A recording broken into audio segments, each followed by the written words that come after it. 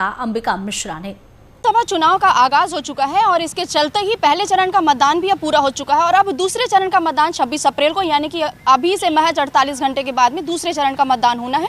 बात करते हैं छत्तीसगढ़ की, तो छत्तीसगढ़ में 3 सीटों पर जो है ये चुनाव होंगे दूसरे चरण में। उनमें से एक जो चुनाव लोकसभा सीट है वो कांकेर लोकसभा सीट है।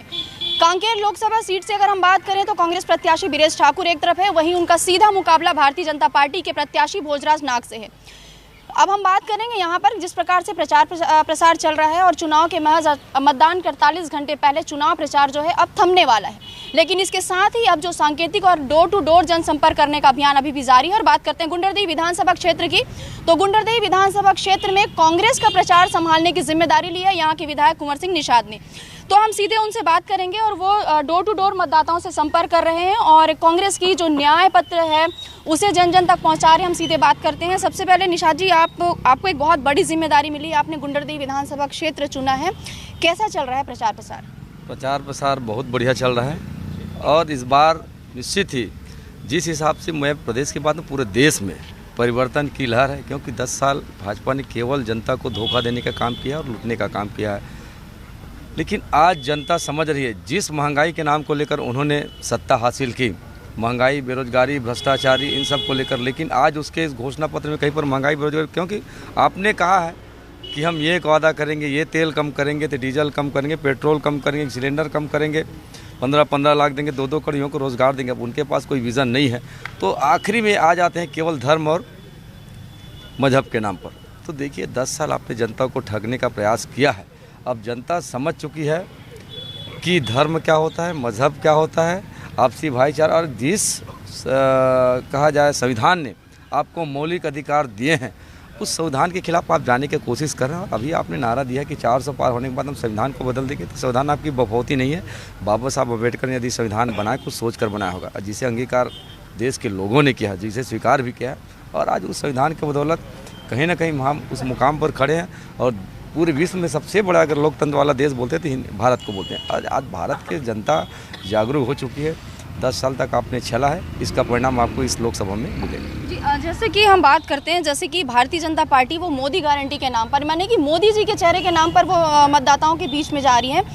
आप लोग भी अपने जो गारंटी है कांग्रेस की, जो न्याय पत्र जो आप लोगों ने प्रकाशित किया था, जारी किया था, उसे लेकर के जा रहे हैं। मुख्य मुद्दा क्या है कांग्रेस पार्टी का?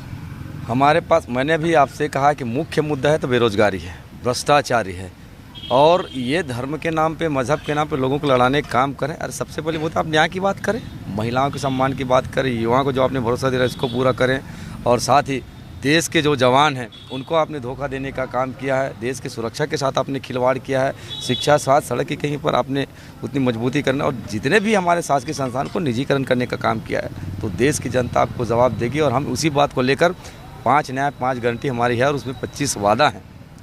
हमने किसानों के लिए भी किया है, मजदूरों के लिए भी किया है, जवानों के लिए भी किया है, महिलाओं के लिए भी किया है, और युवाओं के लिए भी किया है। ऐसे 5 गारंटी के माध्यम से, और सबसे बड़ी बात है कि कास्ट सेंसस, जातिगत जनगणना होनी चाहिए देश में।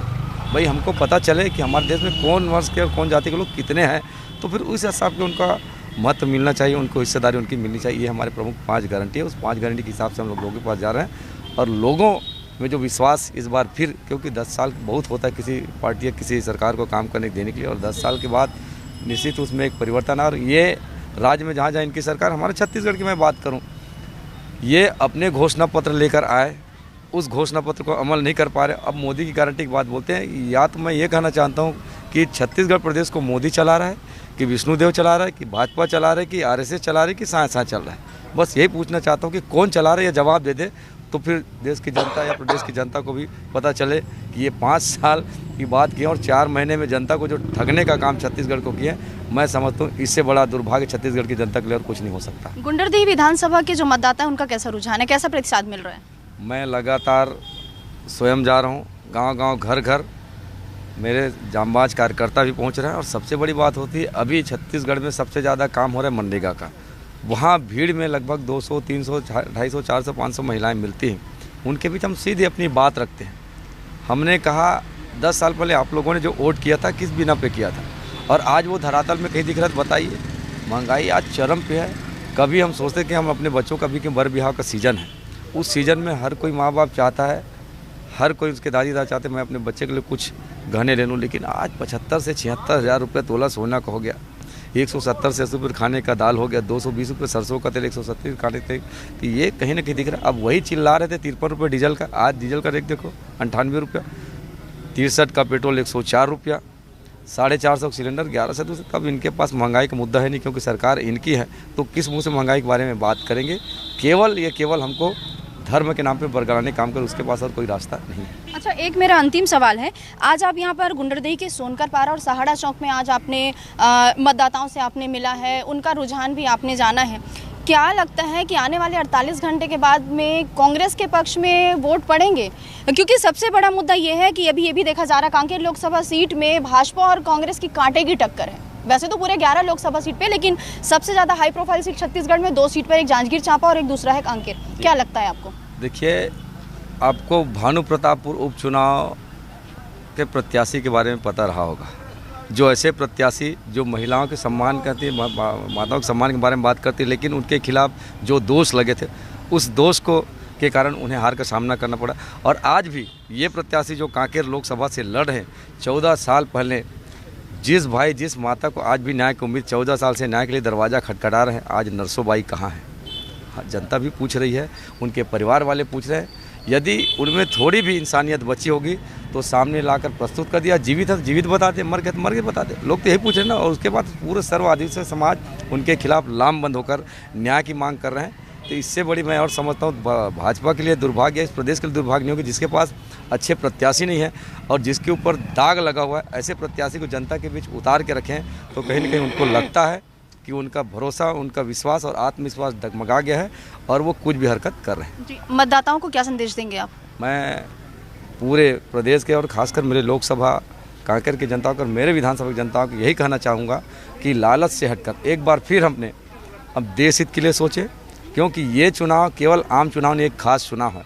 और ख़ास इस बात का कि जिन्होंने 10 साल देश को गुमराह करने का काम किया है, युवाओं को, बुज़ुर्गों को, माताओं को, जवानों को और किसानों को छलने का काम किया, उसके खिलाफ आप घर से निकलकर 26 तारीख को मतदान करें और देश के लोकतंत्र को मजबूत करने के और संविधान को कायम रखने के लिए अपनी महत्वपूर्ण भूमिका निभाएं, ताकि देश में जो महंगाई, गरीबी, भ्रष्टाचारी की बात हो रही थी और आज उस कहीं चरम पर है और देश आज बिकने नहीं दूंगा बोल रहे, लेकिन 2 व्यक्ति के हाथों में आज देश उन्होंने बेच दिया, अडानी और अंबानी के हाथ में। तो वहाँ से भी देश को बचाना है और ये आज कठपुतली बने हुए हैं, उस कठपुतली को भी बाहर फेंक कर एक स्वच्छ लोकतंत्र के लिए भारत में स्थापना करना है। यही मैं आप सबसे कहना चाहूँगा। तो ये थी हमारी चर्चा गुंडरदेही के विधायक कुंवर सिंह निषाद के साथ, जिन्होंने सीधे तौर पर लोकतंत्र के इस महापर्व में निष्पक्षता के साथ भागीदारी निभाने की बात इन्होंने कही है। और उसके बाद अब पूरा दारोमदार जो है मतदाताओं पर है कि आखिर आने वाले समय में वो किस पार्टी को अपना साथ वो चुनती है, ये आने वाला समय बताएगा और साथ ही लोकसभा चुनाव का परिणाम बताएगा। कैमरा पर्सन ताकेश्वर के साथ अंबिका मिश्रा, रफ्तार मीडिया, छत्तीसगढ़।